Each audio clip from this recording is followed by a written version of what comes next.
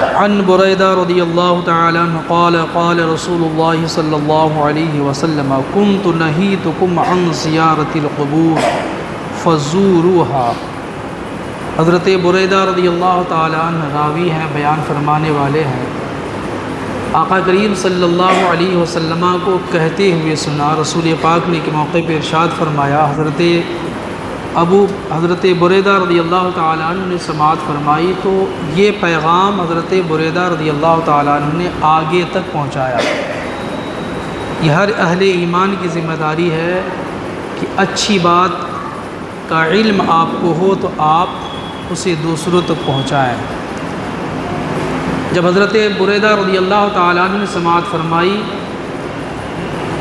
کہ رسول پاک نے فرمایا میں نے تم کو قبروں کی زیارت سے منع کیا تھا، منع کرتا تھا، ایک وقت تھا منع کرتا تھا، لیکن آقا کریم صلی اللہ علیہ وسلم اب فرما رہے ہیں فزوروہا کہ اب تم قبروں کی زیارت کرو۔ مفسرین کرام نے جنہوں نے رسول پاک صلی اللہ علیہ وسلم کے فرمان کا منشا سمجھا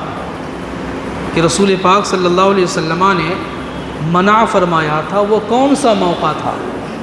پھر آقا کریم صلی اللہ علیہ وسلم یہ حکم دے رہے ہیں کہ زیارت کرو، ایک طرف منع تھا، پھر کچھ دنوں کے بعد حکم مل رہا ہے، رسول پاک صلی اللہ علیہ وسلم کا اپنا عمل بھی ہے اس پر۔ تو جب رسول پاک صلی اللہ علیہ وسلم نے قبروں کی زیارت سے منع فرمایا تھا، اس کا پس منظر یہ تھا کہ مکۃ المکرمہ میں قبریں تھیں لیکن اہل ایمان کی قبر نہیں تھی۔ قبریں تو تھیں پر اہل ایمان کی قبریں نہیں تھیں، تو رسول پاک نے منع فرمایا تھا کہ بے ایمانوں کی قبروں کے پاس مت جایا کرو، بے ایمانوں کی قبروں کی زیارت نہ کرو، وہ اس لائق نہیں ہے کہ ان کی قبروں کی زیارت کی جائے۔ لیکن جب اللہ کے رسول صلی اللہ علیہ وسلم پر ایمان لانے والے اس دنیا سے تشریف لے گئے، اللہ کو پیارے ہوئے، تو رسول پاک صلی اللہ علیہ وسلم نے تب حکم دیا کہ اب تم زیارت کرو، اب ان قبروں کی زیارت کرو جو صاحب ایمان ہے، جن کا ایمان اللہ اس کے رسول صلی اللہ تعالی علیہ وسلم پر ہے۔ تو قبروں کی زیارت کرنا مستحب ہے، سنت ہے، بڑا نفع بخش ہے۔ یہ قبروں کی زیارت کرنا، انہی قبروں میں سے اچھے مومنین کی بھی قبریں ہوا کرتی ہیں جو سچے ہیں، جن کا عمل کردار بڑا اچھا رہا ہے، رسول اللہ صلی اللہ تعالی علیہ وسلم کی سنتوں کو جان کر اس پر عمل کرتے رہے ہیں، ان کی قبر کو ہم اہل ایمان ادباً احتراماً مزار کہتے ہیں۔ وہ بھی قبر ہی ہے جی، اس کو ہم ادباً مزار کہتے ہیں۔ تو قبروں کی زیارت کرنا، مزارات مقدسہ کی زیارت کرنا، یہ مستحب عمل ہے، مستحب ہے، کریں گے بڑا نفع بخش ہے، نہ کرنے کی صورت میں نقصان نہیں ہے۔ اگر کوئی قبروں کی زیارت نہیں کرتا ہے تو قبروں کی زیارت نہ کرنے کی وجہ سے، مزارات پہ حاضری نہ دینے کی وجہ سے اسے برا نہ کہا جائے، اسے برا نہ کہا جائے، صرف اس عمل کی بنیاد پر۔ اگر کوئی قبروں کی زیارت یا مزارات مقدسہ کی زیارت کو غلط بتائے کہ قبروں کی زیارت نہیں کرنا چاہیے، مزارات مقدسہ کی زیارت نہیں کرنا چاہیے، تو وہاں سے دین اس سے مطالبہ کرتا ہے۔ مصطفیٰ تو فرماتے ہیں کہ زیارت کرو، اور تم کہتے ہو کہ زیارت نہیں کرنا چاہیے، تو ہمارا ایمان تو مصطفیٰ پہ ہے، ہمارا ایمان کسی اور پہ تو ہے نہیں۔ اس کا مطلب جن کا یہ کہنا ہے، جن کی یہ تھیوری ہے، جن کا یہ مزاج ہے کہ مزارات مقدسہ کی زیارت نہیں کرنی چاہیے، نہیں جانا چاہیے، اس کا مطلب ہے وہ رسول پاک صلی اللہ علیہ وسلم کے مزاج سے ہٹ کر اپنا مزاج بنایا ہے۔ رسول فرماتے ہیں زیارت کرو، اور یہ کہتے ہیں کہ نہیں کرنا چاہیے، وہاں جانا شرک ہے، یہ ہے وہ ہے، نہ جانے کیا کیا بکتے ہیں۔ تو بالکل آسان سی بات ہے کہ ہمارا ایمان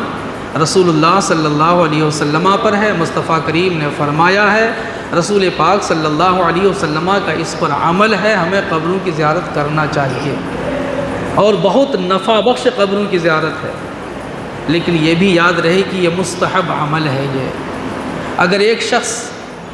مزارات کی زیارت کرتا ہے اور کرتا رہتا ہے، کبھی یہاں جاتا ہے کبھی وہاں جاتا ہے، میں مبارکبادی انہیں پیش کرتا ہوں، لیکن اگر نماز کی پابندی نہیں ہے،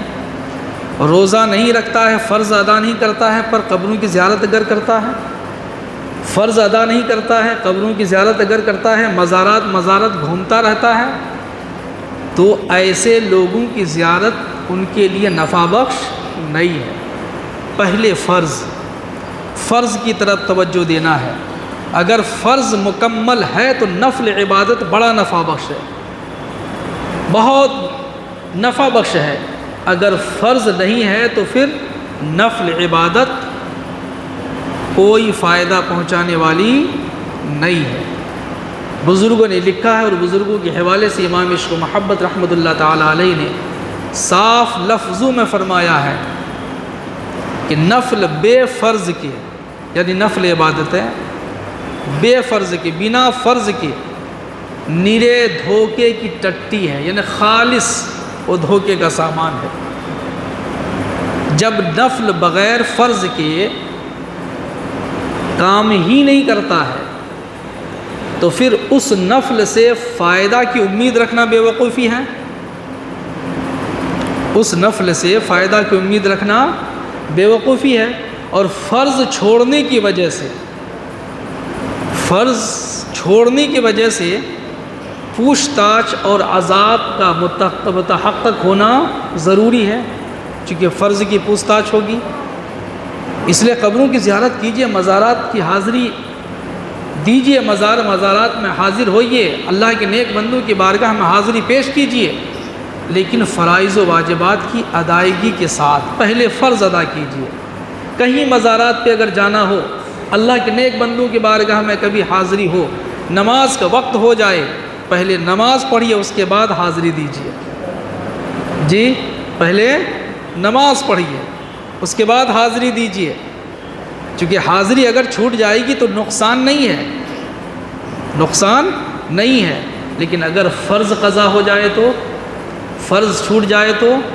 بھاری نقصان ہوگا۔ تو ہمیں فرائض کی طرف توجہ دینا ہے، واجبات کی طرف توجہ دینا ہے، پھر فرائض و واجبات کی ادائیگی کے ساتھ ساتھ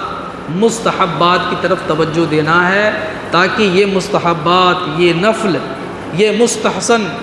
یہ عبادتیں فرائض اور واجبات کے لیے سپورٹر بن جائے، سہایک بن جائے اور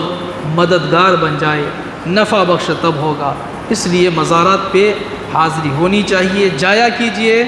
لیکن فرائض کا خیال کیجیے گا۔ جو لوگ ایسا نہیں کرتے ہیں، کئی ایک ہے نا، مزارات پہ حاضر دیں گے، خوب حاضری دیں گے، مت پوچھیے، لگتا ہے کہ وہی ایک تو ماننے والا ہے نا، مت پوچھیے، وہی ایک ماننے والا ہے، پر نماز غائب ہے، نماز غائب ہے، کوئی فائدہ نہیں ہے، چونکہ دین کے اپنے اصول ہیں، ہمارے مزاج سے دین نہیں ہوگا، دین کے اپنے اصول اور اپنے ضابطے ہیں، اس لیے اس کا خیال کریں گے۔ فرائض پہلے ادا کیجئے، واجبات ادا کیجئے، ہے نا، ترتیب وار جس کا جو مقام ہے، جس کو جہاں رکھنا چاہیے، جس طرح رکھنا چاہیے اور جب رکھنا چاہیے، اس کا خیال کرتے ہوئے اگر عمل کریں گے تو انشاءاللہ العزیز وہ عمل ہمارے اور آپ کے لیے بڑا نفع بخش ہوگا۔ اللہ پاک محبوب پاک صاحب الاولاد صلی اللہ علیہ وسلم کی رأفت و رحمت کے صدقے ہم تمام اہل ایمان، مرد عورت، بچے بوڑھوں کو فرائض کی ادائیگی کی توفیق عطا فرمائے۔